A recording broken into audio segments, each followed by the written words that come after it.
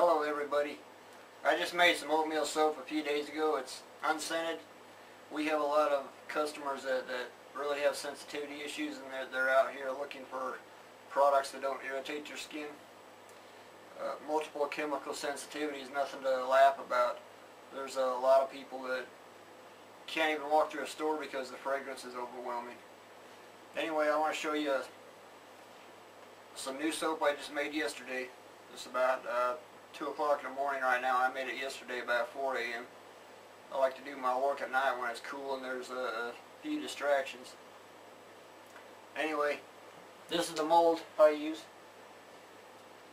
The inside dimension is about 17 inches long. And I pour it to a depth of about 3 inches deep. And it makes a nice size of bar of soap. I only fill it up 2/3 of the way.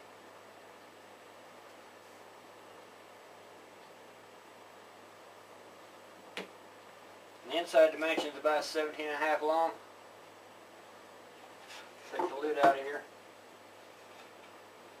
I'll lay saran wrap on top of it, and I'll work the air bubbles out of it, and I'll set the lid down in here. It fills it up to about there. I don't know if you can see or not.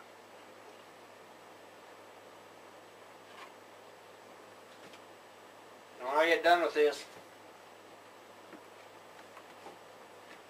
I'll get a piece like this, wrapped in freezer paper. I've been putting the wax side up because it doesn't stick as bad. Sometimes the paper will stick to the soap, and that's kind of irritating to get that off because it gums up the cutter I used to plane it with. Similar to the design of an old-timey wood plane. It's got a cutter blade in here. It's real sharp. And I've got a block set up over there on my table so that the loaf can't shift. And I'll mill this off. If you watch some of my other videos, you might see it being used. I'll make 2 or 3 passes across that so I got a nice clean surface.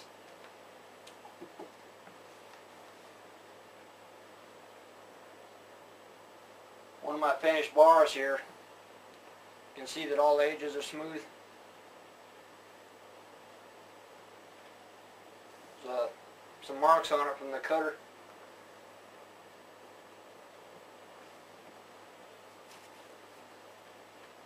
I made this yesterday, and you can see on the ends where the color is a little bit different. I hope you can see that. And that's where it didn't heat up through it. It goes through a chemical process, and here in the middle where it's a little bit darker color, it heats up to about 160 degrees. Here on the ends it didn't quite heat up as much, and it's going to be a little softer soap. It takes a little longer for that end piece to cure. It's a little harder in the center, but it's still fairly soft. It's 20 hours old right now, 22 hours old. I think I'm going to peel the paper off of this and then let it air dry a bit. It's still a little bit soft. I don't want to try to cut it just yet, just because it's a little bit soft.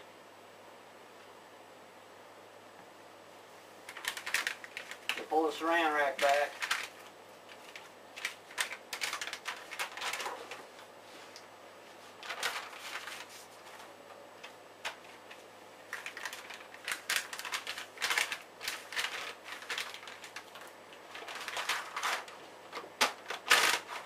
Turn the paper over so the paper side is towards the soap. Sometimes the paper sticks to the soap, and it's kind of a pain. What I'll do here is I'll take this chef's knife back here, and I'll scrape these edges off a little bit.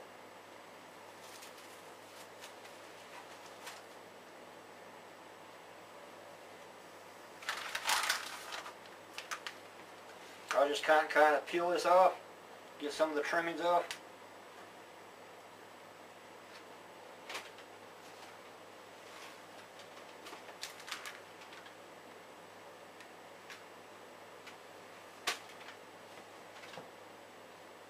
Try and do this so you can see what I'm doing here.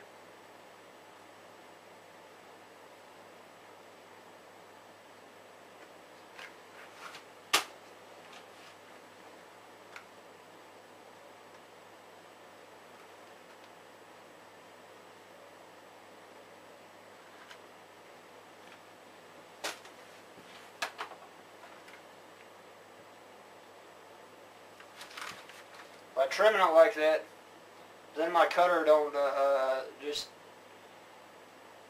be held up by those trimmings and cut it uneven. It allows it a smoother surface to go across, and it actually does a better job. Sometimes it's worthwhile to just take a minute and do something that seems pointless.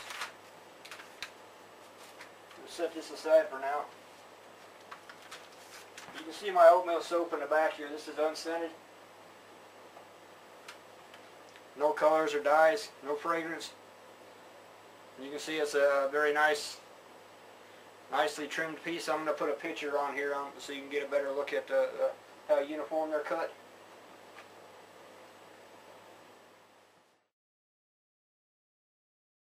I want to show you my cutter. It's a homemade cutter. Does a nice job. Took me several hours to make this. It's got wires in here that cut the soap. They're tight like a harp. Now I've cut grooves in here, and it's got a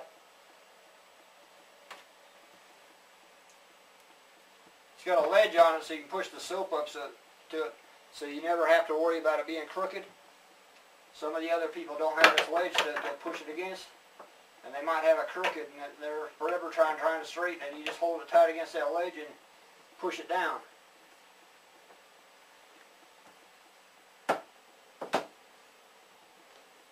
This is a little trimming piece. I'll just give you an example of how it works.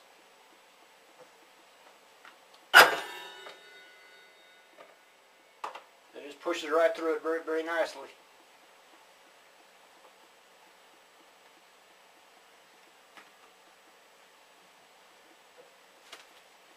Anyway, that's one of the tools I made.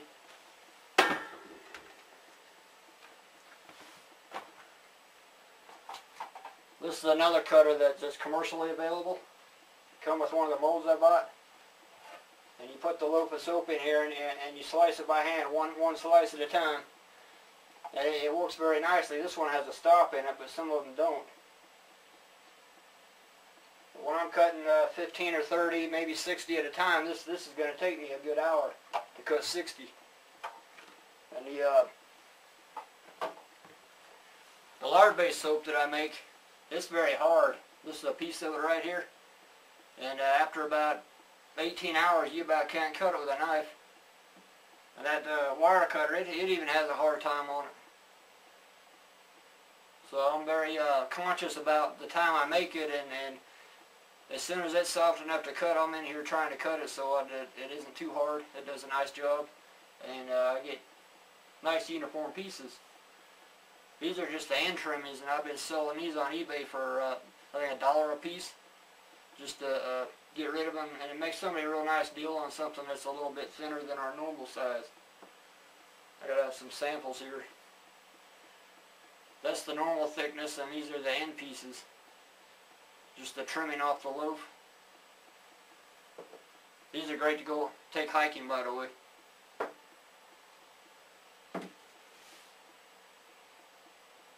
I got a shampoo loaf here.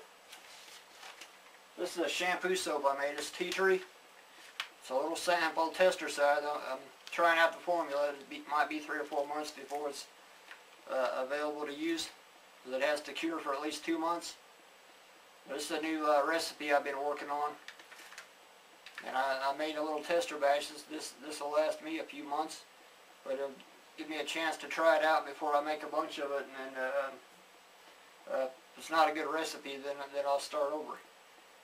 Sometimes to make a new soap formula, it might take me a year to get something new product out.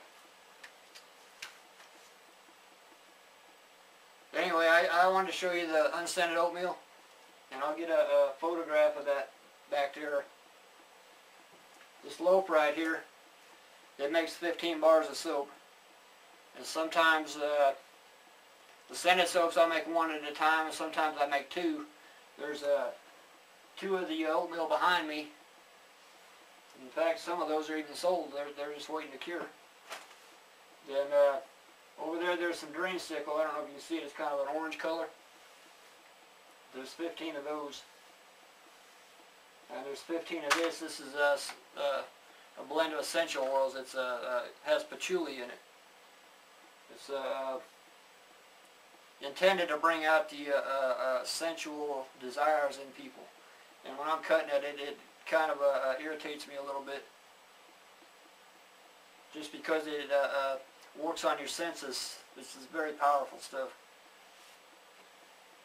The thing is with patchouli is either you love it or you hate it. And a lot of people can't stand it because it has a very earthy smell to it. Well, anyway, we're making soap. I'm fixing to make some oatmeal here in just a few minutes.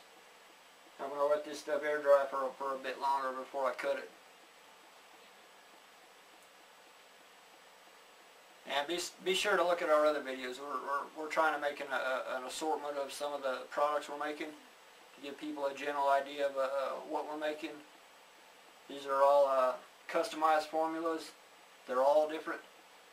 The recipe's different. Some of the commercial soap makers have three main ingredients. A lot of these soaps I'm making have a dozen ingredients. The recipes is something I've created myself. I'm very happy with them. The men's formula, it takes a little longer, but it makes a really nice soap. Well, thanks for watching, and take care.